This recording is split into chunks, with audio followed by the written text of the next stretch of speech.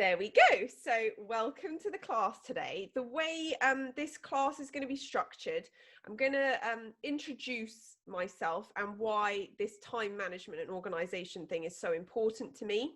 Then we're going to go into the class. Then there's going to be a short journey section, which is a bit like a meditation, a short journeying meditation. And then we'll have time for Q&A and any sharing at the end.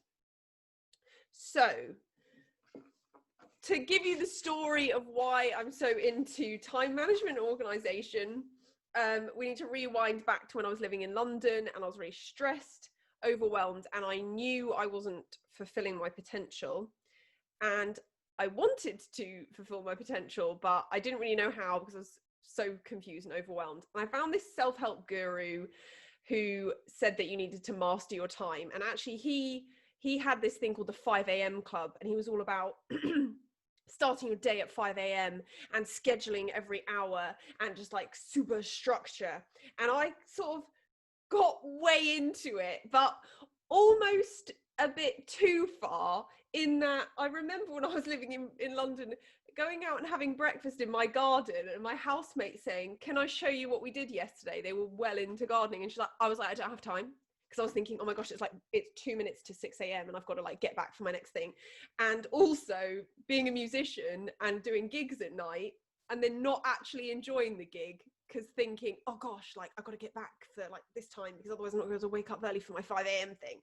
So it sort of swung from complete overwhelm to this very controlling, stressed force of like over control. And to the point, actually, you know, it almost can be like an addiction, addicted to busyness, addicted to work, and very compulsive. And then over the last few years, I've been on a very intensive healing journey with different methods, including plant medicine, shamanism, Buddhism. And it's all sort of integrated now so that I can use these tools in a practical, non-addictive way and make progress in my life, fulfill my potential and enjoy my life and have time to look in the garden and feel good about doing a gig and things like that. Feel good about stroking my pet cat. I love cats. So now I've got this figured, I really just feel passionate about sharing this information because work addiction is a real problem. It's one of those insidious addictions, being addicted to your work. Also, procrastination's a big problem. That's why I called this class Stop Procrastinating. And beating yourself up about the fact that you didn't do enough. This sort of not enough attitude is just so not useful. So if you don't have a pen and paper now, I recommend that you grab one. This class today, that I've made this class public, but it's part of my online membership program that is where I've been teaching business and marketing and creativity to a group of us, and the course will be reopening again in the next few weeks with more stuff added. So if you're interested in learning more stuff from me, you're on the email list, so you'll get updated about what's coming up. But how we always start our classes is with a very short meditation just to arrive here.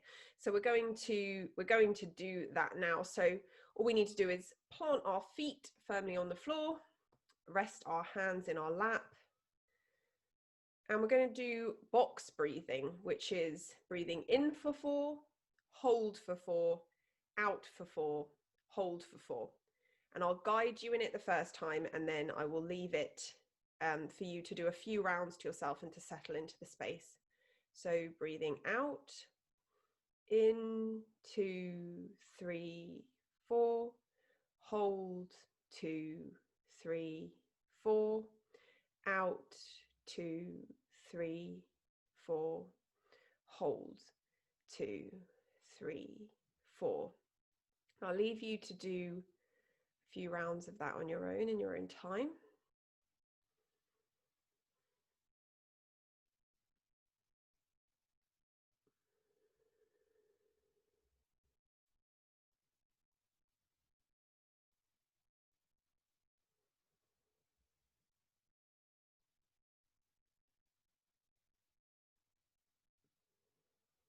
And as you breathe out, feeling your shoulders and your jaw relaxing and arriving here.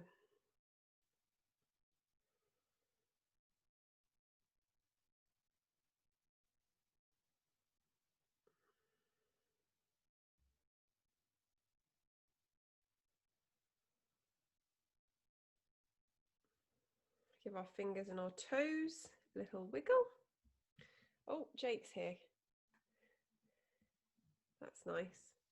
Welcome, Jake. We've just done a welcoming meditation. I'm just going to mute you there, Jake. Oh, I think he's automatically muted. So we've just had a new... Hello, Jake. Nice to see you here. We've just done a welcoming meditation, and then we're just hopping into the class now, so you haven't missed much. So with that, so we just started with a very simple breathing meditation, and I started with that because it's part of what we always do when I teach, but also because that is just number one important thing for when it comes to organizing yourself and starting your day right, is to start your day with some form of quiet reflection, meditation, journeying. The mind, when you're busy, the mind says that you have no time to meditate, and this is a trick of your mind. If you think that if you want to go somewhere, is it quicker to walk or to drive? It's obviously quicker to drive, but to drive you need to like get your car keys, get in your car, go in the car. And I feel like with meditation it's like a little bit extra prep, because when you walk you can just leave the house, but when you drive you have to, like, you know, do that little thing, put some fuel in your car, whatever, check the oil. That's the little bit of prep to get your mind super smooth and thinking clearly so that you can actually start your day clear. It's that to me is the absolute foundation of this. So, oh, I've put, oh, lovely. Wait, okay. So that is, so I've wrote, this is why Laura working. I've made notes part 1 and then condensed it down into notes part 2. And notes part 1 had jumped over onto notes part 2, and it gave me a moment there. So that is the foundation there about meditation. So meditation, when you first start, I don't know where you are all at with meditation and if you practice it, but it's very can be stressful and not stressful. It can, when you quiet your mind and have to start listening to your thoughts, if your thoughts have been running wild for a long time, when you first get quiet and start listening to them, it can be a bit overwhelming and a bit much. So, oh, Jake's having audio issues. It's all, I think everybody else can hear okay, can't you? Bev, you can hear. Okay, I think it's your end. I'm just going to write that. Oh, it's your end. Okay.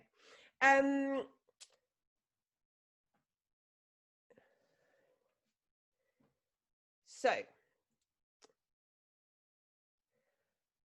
I've recently added as a new tool journeying, which is a form of meditation that is almost like an active form of meditation, and we're going to do that today in the class, because that for me has been a game changer. That I've got into it recently over the last, I don't know, 6 weeks, and it's really helped me find clarity in my mind. So that will be a bit later once we get into it. So the way I'm going to structure this class, I'm going to talk about 3 different states that we get into, and then talk about solutions for those 3 states. So you might be in any one of these states right now, or you might find yourself in one at one time and then find yourself in one in another. So the first one is feeling overwhelmed and stressed. That's really where we don't want to be. And then the second one is procrastination. We also don't want to be there. And the third one is stable and balanced, which is where we want to be, and we want to grow on that. So we're going to start with overwhelmed and stressed.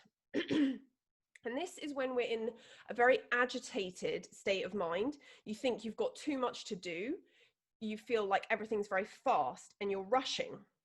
Now, this may seem like really crazy counterintuitive way to respond to the feeling that you need to rush and that you're agitated, and that is having a nap. That's what my teacher says. If you're feeling really stressed, have a nap. Because when you are in fight or flight mode, I used to get such bad anxieties and get myself in such bad fluttery, panicky state, and that is not conducive to any kind of productive work. So first things first is always calming down. So the ways I do that, we did the meditation, also cold showers. That can be quite a shocking way to like shake yourself out of an overwhelmed state. TRE, which is trauma release exercises, which is something that's really, really helped me. I recommend searching that on YouTube or Googling TRE. And it's a form of shaking to release stress. So if you feel like you've really got that fight or flight agitation going on, that can really help. And also dancing. Another technique that really helps me for this frequency of being overwhelmed and stressed is to get a piece of paper, 2 columns, and on the left write what I'm in control of, and on the right write down what was out of my control. Because often when we're thinking about the things we need to do and the progress in our life, quite a few elements are out of our control. And when we start getting too overly concerned with things that are out of our control, people that are out of our control, situations, work that is out of our control, when we get overly concerned with that, that is very disruptive to our state. So writing a list, this is what's in my control, this is what's out of my control, and using prayer or whatever works for you to actually hand that over. I used to do problem burning ceremonies. Well, I would write down the things that were bothering me, the problems that were there, the tasks that were just too much, and burn them, hand them over, and say as a prayer, I'm handing this over. Because there's only so much that's in our sphere of control, and when we get overly into what's out of our control, it doesn't help. And then on the next level of that, of this list making, is once we've got our list and we know what's in our control and what's out of our control, when we don't know what to do next, we can use the simple tool of U for urgent, I for important, and write that next to the things on the list. So whatever you have on your list there, you want to write down if it's urgent and if it's important. And then NI and NU, not important or not urgent if it's not. And that, just doing that exercise for me is like a weight off my shoulders, because just the act of writing it down on paper is very therapeutic, and just starting to get a bit of a picture of what is really urgent, what is really important, because sometimes you get in this mind state where you're not thinking straight, you're overwhelmed, you're stressed, and you think that something's really important. But when you write it down and really think about it, it's not actually important at all, and you can just put it to rest. So those are 3 things that those are kind of tools for when I'm in that emergency, overwhelmed, stress state. I am on a path now where I don't want to ever get there, but it still sometimes happens. You know, if you have family crisis or things going on, you find yourself in the overwhelmed, stress state. Those are the 3 things. Have a nap, or do something else to reset your state. Have a bath, go for a walk, do something to reset your state. 2, hand it over, write a list of what's in your control, what's out of your control, and say some kind of prayer or burn that piece of paper to say, I'm handing all of this over, this is out of my control. And then the 3rd one is making a list of the things that are in your control and writing whether they're urgent or important, just so you get a bit of a picture there. So that is the first, that's when we're really in an emergency. And then the next one up from that is procrastination. And there's this like hippie woo-woo thing where people talk about having a block. Oh yeah, I really need to sort out my bookkeeping, but I've got a block, an energetic block. Basically, you're just saying you haven't done it, or you don't know how to do it. If you if there's something, you like, if people have a block about songwriting, for example, I've been teaching songwriting. A lot of people say, I've got a block around songwriting. And what I say is, well, it's because you haven't done it. So all you need to do is start doing it. And if you've got a block around doing your bookkeeping, you just need to start doing it. And the energetic description that I use of procrastination, it's like white noise. It just reflects back on yourself, and it's guilt and it's pressure. And I share this story about going on holiday with a friend, because this to me perfectly summarized what procrastination looks like. And it was like a horrible mirror being shown to me. So I went on holiday with a friend, and they had an exam coming up quite a few months after the holiday, but they wanted to do revision on the holiday. So they decided they were going to miss out on certain trips we were going to, on going out sunbathing, because they wanted to do their revision. So I remember one morning going out sunbathing by the pool and coming back and finding this friend curled up in bed in a ball. I know I should be revising, but I'm not revising, and so she wasn't at the beach relaxing, and she wasn't revising. She was just white noising. And it's because of the guilt and pressure of trying to do too much. So just give yourself a break. So we're going to talk about, with procrastination, 3 strategies for procrastination. 1 is kindness. 2 is realistic boundaries, and 3 is practicing satisfaction. So with this kindness for procrastination, I'm coming back to the having a nap thing. Like my friend right there, she needed a break. She just needs to come out and go sunbathing on this holiday. So there's this toxic thinking in our culture that if you have a nap, that you're lazy or that you're getting depressed. So I used to actually be almost scared of rest. And that's how I ended up in hospital with this really serious kidney infection and burnout and chronic exhaustion, because I thought just resting was lazy. But really, that's another trap of the mind to try and keep you insane. So I challenge you, next time you feel really like you're procrastinating, I challenge you to give yourself a break and have a nap and watch the enthusiasm come back later.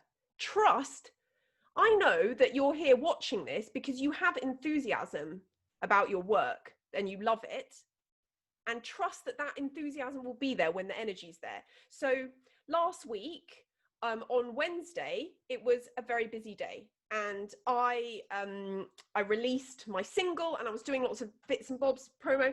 And Thursday, I woke up and I was quite tired, and I had actually got a plan for things I was going to do that day, but I just felt, I felt like it was a bit too much. So I gave myself a day off, and I did some crochet and had a nap. And there's this little voice in my head that says, oh, Laura, look at you. You're a terrible example of doing good work. But the bigger voice in me knows, okay, actually, if I have this day off, tomorrow I'm going to be on fire. And that's what happened. On Friday, I had an amazing day. So I'm challenging you to give that a go. If you feel really like you're procrastinating, give yourself a break.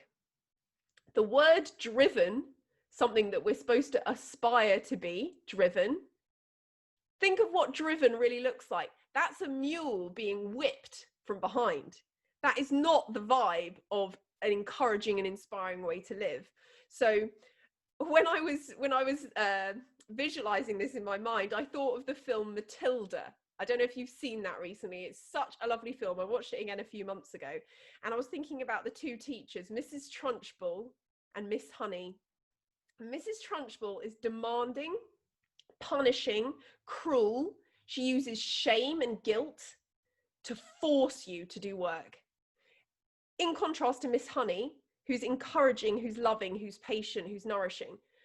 Who do you want in your head bossing you around? So, and who do you like or respect more? Do you like or respect Mrs. Trunchbull more, or do you like or respect Miss Honey more? I know who I'd rather have around. And I spent a long time with Mrs. Trunchbull. And I'll tell you, it was not a very nice quality of life. I may have achieved some lovely things that on the outside look very nice, but it doesn't matter because the quality of inner life was terrible. So it's a day-to-day practice to choose Miss Honey. I just encourage you now to choose Miss Honey. If you're procrastinating, choose Miss Honey. Don't think you need to, kick yourself around. Number 2 with procrastination is about realistic boundaries and realistic achievement and realistic goals. So I would argue that procrastination comes from unrealistic goals and work schedules. So there's a saying that we overestimate what we can do in a day and underestimate what we can do in a year. And I encourage you to experiment about what is actually realistic for how much work you can put in a day and still work sustainably. So if we go back to that story of my friend on holiday, driving herself mad in white noise in her bed, that day she might have managed, she had said that she was going to get up at 5 a.m. and do 5 hours revision every day. Let's say at best on that day, she really forced herself and she did 4 hours. But during that, she felt stressed and crazy. And then the next day, she felt burnt out. So then that is not sustainable. Would it have been better that she set a smaller and more realistic goal of 2 hours and actually stuck with it every day? And so there's this interesting thing as well, when you say you're just going to do 2 hours and then you just get well into it and you end up doing 3. So there's this little thing of like tricking your mind, because your mind is tricking you, you can trick it back about not creating unrealistic goals. The third one is about practicing satisfaction. So there's a Buddhist phrase that I love, which is, this is enough, there is more to do, which is the reverse of our culture, which is more, more, more, more. You are not enough, you need to do more. And I think it's an act of rebellion to say, I'm enough, I've done enough, yeah, cool, I'm chilling. So I remember I used to always wake up with this not enough feeling, and also with this work guilt feeling. So if I was on holiday or it was the weekend, I would feel this heaviness of guilt and think, I can't relax today, I've not done enough, like I should be working, but it never ends. So we need to train our brain for satisfaction. Our brain is just a series of neural pathways, and there's a saying, what gets fired together gets wired together. So the more we practice a thought, the more it becomes a habit. So if you're practicing, I'm not enough, I need to do more, that will constantly run as a loop and a tape in your head that drives you insane. Or you could start practicing satisfaction. And that for me is a moment-to-moment practice and a day-to-day practice. And it's a really good time in the morning to just try and start tipping the scales a little bit more into satisfaction than dissatisfaction. My bed is so comfy. I love having a warm bed. I'm going to make coffee. I love coffee. Coffee is the best. And I'm so lucky that I've got a really nice coffee machine downstairs. And just let it roll, give yourself time to just enjoy the simple things. And the more you train your brain to do that, the more it will naturally go there. And I'm testimony to that. I still, it's like, so you've got the voice of insanity that's always like, you need to do more, you're lazy, you're a piece of shit. And there's the Miss Honey, oh, you're so sweet, I love you, keep going. It's like the more you practice, you can adjust the volume. So like Mrs. Trunchbull does still live in my head, but she's like this small and so quiet and just like way over in the corner over there. Whereas Miss Honey is more here, like in my heart. And that's what we want to train ourselves to be. So those are the 3 things for procrastination. 1, having a nap.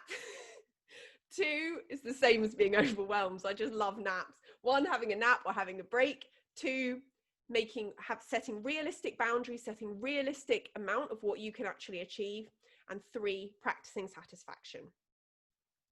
So now we're going to move on to the third state, which is actually, okay, cool, I'm pretty balanced now. I feel like I'm pretty organized, things are going pretty well, but I just want to adjust it and just improve my work, the way I work, improve the way I manage myself. Have a quick sip of tea. And I've got 6 tips for this here.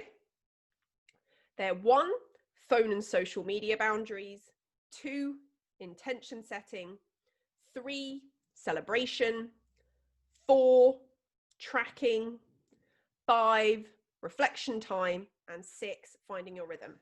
So we're going to go through each of these. So 1, your phone is an insidious addiction. It's one of the most sneakiest, craftiest, creepiest addictions, because you know, you've got to stay in touch with your friends. You've got to check your emails. You've got to check your Facebook, but it can very easily tip into compulsive behavior. And I know from speaking from experience of being the a compulsive scroller, just just gone. And also compulsive checking. So it's like this: Facebook, WhatsApp, Instagram, YouTube, Instagram, WhatsApp, Facebook, YouTube, messages, email, not really looking at anything though, or responding, just using it as a distraction tool. So some simple tips for sorting out your boundaries around your phone is setting times that you're allowed on. So saying, okay, 12 p.m, 12 till 12:30 is email and social media time. I'm going to check my emails. I'm going to respond to people. You know, you might want to have a few sessions during the day, depending on your work. I also recommend doing phone-free days. So maybe once a week or once a month, turn your phone off for the whole day and watch yourself. Oh, going to reach for it. Oh, going to reach for it. It's amazing. I put it on airport mode, so I still have it there for the time. And also, like, I'm really nerdy about tracking how far I've walked, and I quite often go on walks on my day off. So I have it with me, but it's on airport mode. And I'm just like, oh, all the time. So just watching that is really, really good. Turning notifications off. So I actually have no notifications on my phone, not even messages or WhatsApp, much to the irritation of my close friends and family. But, and also I put my phone on do not disturb mode when I'm working. You know, you put I don't know what it's called on other smartphones, but on iPhone it's called do not disturb, and that just means literally no one can ring you. And I just, if I want to do focused work, it's no good if I have my phone notifications popping in, because it just is a distraction. So turning off your notifications, you might not want to have them off all day like I do. But you could just turn them off during when you're in work period, time blocking. Okay. Experiment. So you've all got to figure out what's the right way to have a relationship with your phone, because depending on your work, depending on what you do, you've got to try it out. Something that's been working for me is phone-free mornings. So not checking anything, checking texts, WhatsApps, emails, anything until midday. That's what's working for me. And having the phone-free day once a week or once every few weeks. Those are things that's what I've been trying. Number 2 is intention setting. So this is something that I learned in NLP. And in this NLP exercise, you had to think about something that you were procrastinating on. And for me, it was bookkeeping, because to me, that's just one of the most boring tasks, just going through and typing up my accounts. And she said to me, what's the image in your mind of bookkeeping? And I saw myself like this over my computer, just all like black and white, stressed, just like this really dull and dismal state. And she said, how does that picture in your mind make you feel about doing your bookkeeping? I think you know, it doesn't really make you want to do it. So she encouraged us to create a new image in our mind for a task that we've been procrastinating on. And for me, I had me holding all my books, all organized, like stood on a pedestal, ding, with my secretary glasses on. Oh, look at me, so organized. And the joy when you're on top of things. Oh, isn't it lovely? Because that's another thing with procrastination. You make your life horrible because you're not on top of things, you're underneath it. So just this feeling of being on top, and that having that feeling made me want to do my work. Another thing with regards to intention setting is speaking out or writing down before you go into a task how it will look and how it will feel. And this just takes 30 seconds. So I can do it before I come into this class, you know, just take a moment. I'm going to put my hand on my heart, or I might want to write it down. May this class be fun. May it be inspiring. May my thoughts come to me clearly. May people understand me. May we all have peace of mind. May we leave the class better than when we came. Just taking a simple moment to set an intention can change how you go into something. Another example, we moved all of this room around yesterday. It was like something that needed to be done. One bed needed to go upstairs, one bed needed to come up here. And it was one of those tasks we've been putting off. And when I thought about it, I had a picture in my mind of the room moved around and me feeling stressed, like feeling like, oh, I don't know where everything, you know, like when everything's on top of it. And I thought, whoa, what am I doing? I'm doing it to myself again.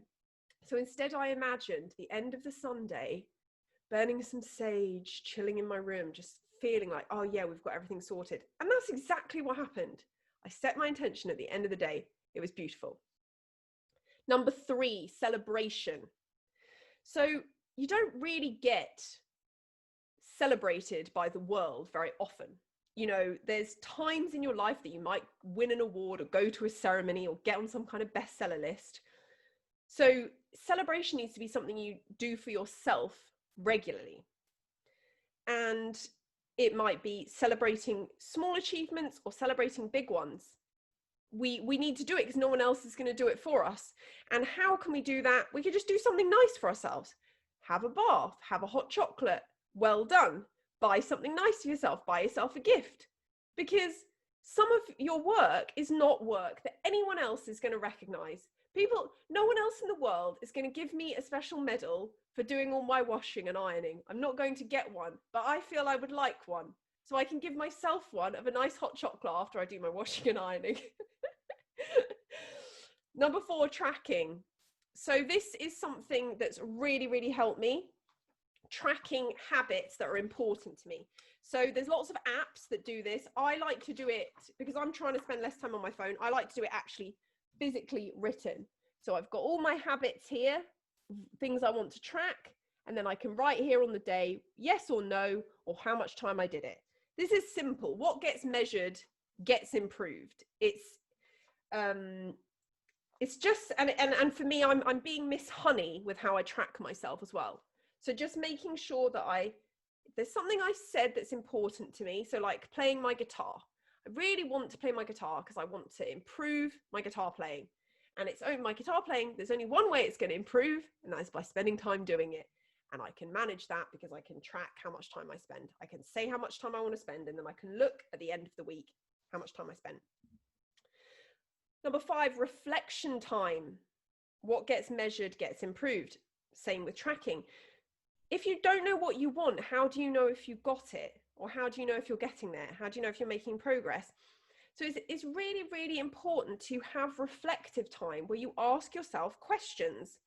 And a good way of doing that is turning problems into questions. So you might need to flip it 180. So if you're feeling very overwhelmed, rather than asking your inner wisdom, how can I stop being overwhelmed? It's much better if you frame a question in a positive way, because good questions get good answers.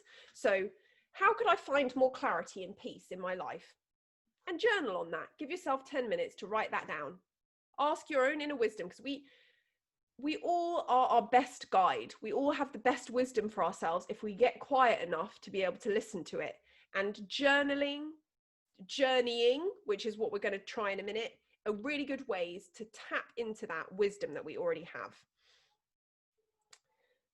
And then the 6th one, final one, is about, before we go into our journey, is about finding your rhythm.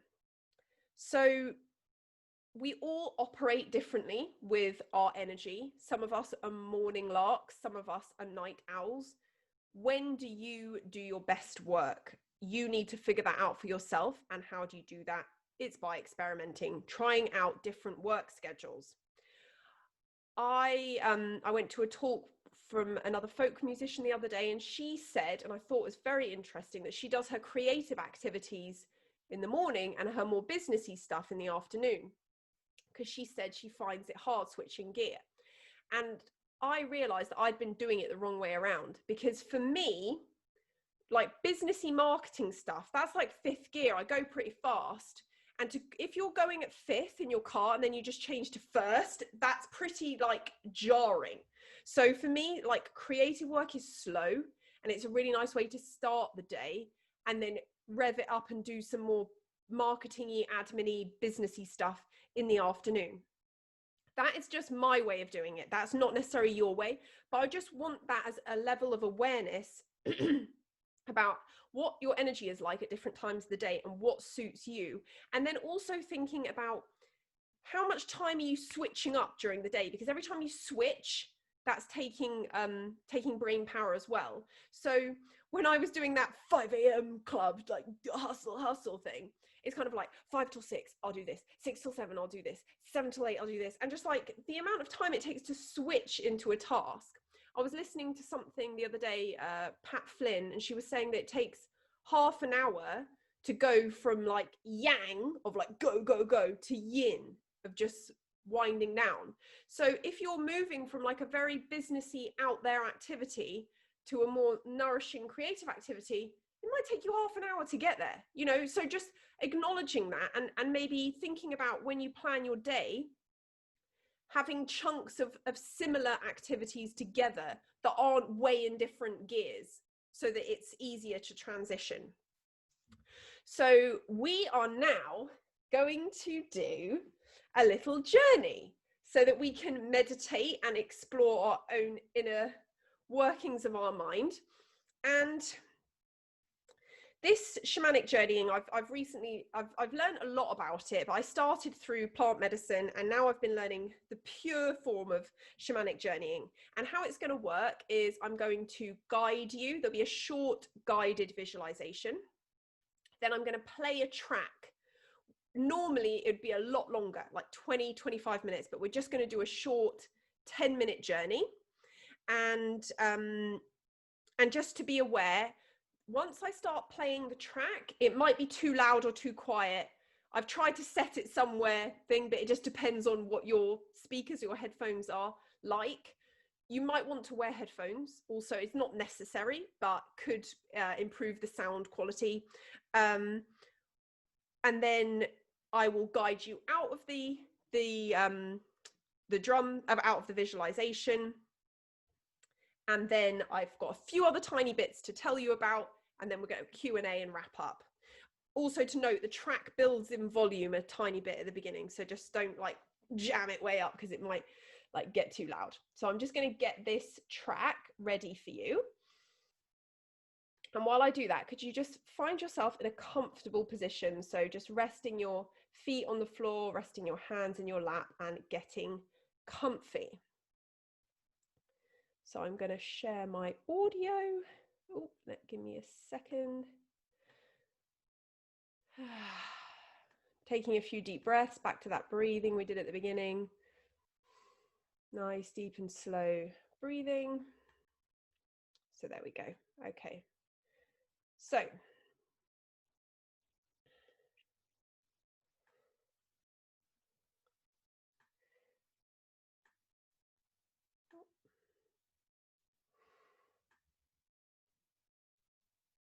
right, so let's all close our eyes now. Taking a few deep breaths to arrive in our body.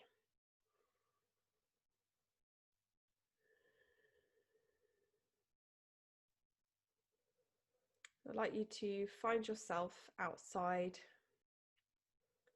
in an open field. And ahead of you, you can see beautiful, mystical looking woodland. We slowly enter the woodland, and there's a huge, absolutely giant tree. As we get close to the tree, we see there's a little hole in the tree. We climb inside the hole. When we climb in, we find an animal, a guide, a being comes to be with us for our journey. Let this visitor arrive while we're in this hole in the tree. We look down and we see some stairs. We slowly, slowly descend down the stairs. Find ourselves in a dark, candlelit room with our guide. And on the floor, we see a trap door. That's where we're going. So before we enter that door, we're going to think about a question we might have, an intention, asking for peace, asking for clarity, asking for inspiration. May you have a lovely journey.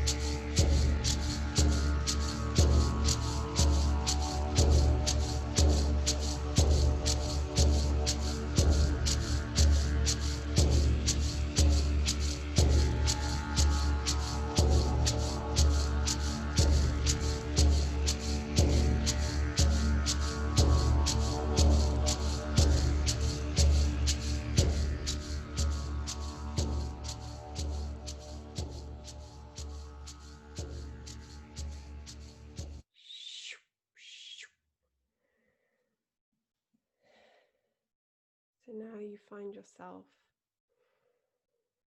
back in that dark room with candles,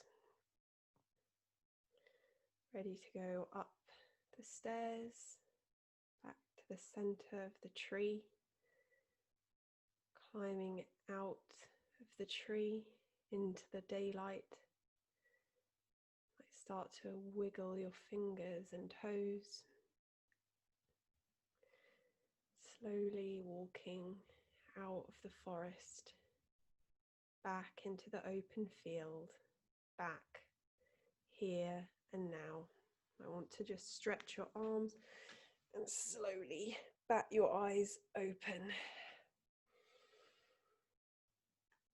So that was just a very, very short taste of what journeying can be like. And this is an art to practice as well. And it's also more beneficial to do it for a longer time, but because of this class today, we just had a short taster.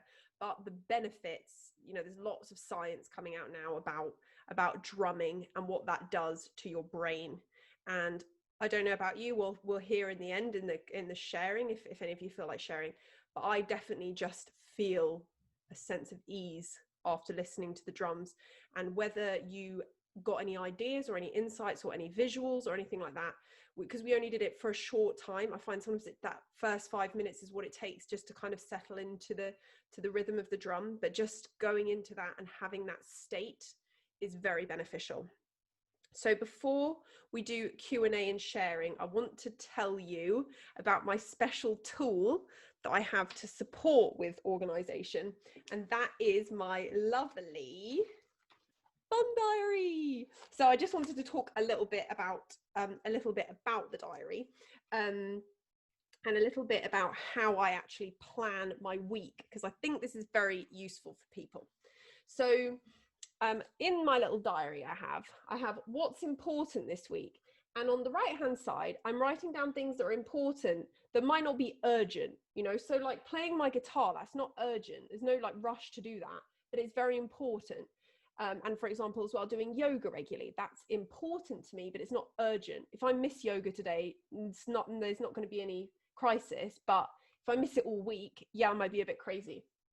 And then on the left hand side, I'm writing actual tasks and projects that need to be done. So in this one, you can see it says diary sent off, because I was actually working on this diary, getting the physical copies printed so that you could have it. And then this is how I schedule my week. So it's time blocking, which I find is just such a great way of scheduling my time. So when I first did that 5 a.m. club, they had the time down the side. It was like 5 a.m., 6 a.m., 7 a.m. And I more just block it out mornings and afternoons now. And I also color code it. We're getting nerdy here. And the color coding means that when I look over my week, I can see about what I'm spending my time doing. So during lockdown, I lost my way a little bit and I forgot about this for a little bit. And then when I came back to it, very burnt out and stressed, I realized it was because I was spending all my time just doing the green stuff, which is business, creative business work. So I'm really passionate about my music, about my art, about my work, but sometimes I have to do all the businessy marketing side. And I just tipped into a point where I was doing way too much of it. But now I can make sure, okay, I'm doing some green stuff. Pink is creative activities. Yellow is teaching. Blue is meetings. And purple is fun. That's another thing I realized. Oh my gosh, I'm not having any fun. I was drawing my week and I was like, there's nothing that I can color in purple. Something is horribly wrong here, you know. So, and it is a hard time with it being lockdown and actually finding fun things to do, because there's not much going on in the real world. But this particular week, where I was very proud of my fun level, I went to a singing circle virtually. I went for a walk in the forest, and my little niece Matilda was in a dance show. Somehow they managed to get away with doing a socially distant dance show, and that was my fun. Then we've got the tracking. So I've got all my, we talked about this earlier, but just having the things there and tracking it every day. And then at the end of the week, how did I do? Oh, look, I did yoga 4 days. I had lots of fun. And then I can say, oh yeah, but look, actually, I didn't play my guitar as much as I wanted. So then next week, this is something I do on Sundays. So on Sundays, I look over last week's and I colour in next week's, because we're all have a 5-year-old inside that just wants to colour things in and make things fun. So that is how I do my week plan. And something that, so this diary, I'm just so proud of it, and I just wanted to take another minute just to say a couple more things about it, because I made this for you, because I can print these out at home, but I just wanted to make something that I could share with others. So breaking it down, the same with looking at your week, looking at your month. So you can colour in all your month and set goals and plans and dreams for the month and review it. What gets measured gets improved. You know, you can look at the end of the week, the end of the month. Did I actually do any fun things, or was I just all work and no play makes Laura a dull idiot? And then this is something exciting as well.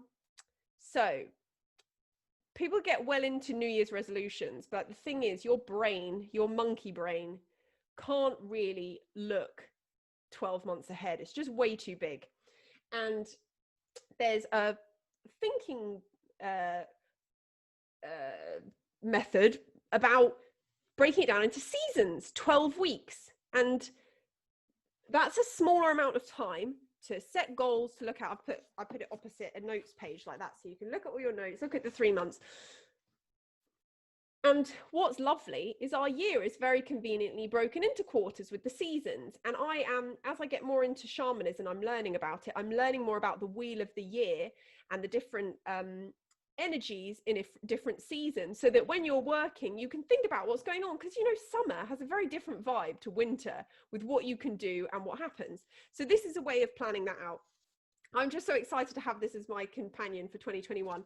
And then going broader again, we've got space for visions and goals and a plan. And the way we get clear on that is with my diary. I've made these lovely little fold out. It's called a New Year Reset. So it's got lots of questions to ask yourself about 2020, which was a funny old year, wasn't it? And then it folds out so that you can fill all the questions in this lovely big poster. So I wanted to just mention my diary at the end of the class today and tell you I've just, it's a new thing, and I've only just got a few copies printed, a limited number of copies, but I put a link, I was going to put it in the chat box, and if you're watching this later, I'll put a link above the video if you'd like to get one of the diaries to be your Miss Honey friend during 2021. Well, thank you so much to all of you for watching the class. And if you're watching this back, I'll make sure I put the links to the diary in the video, and you can also sign up for my email list so that you can stay in touch with my other projects. But thank you so much for watching, and have a beautiful afternoon. Bye.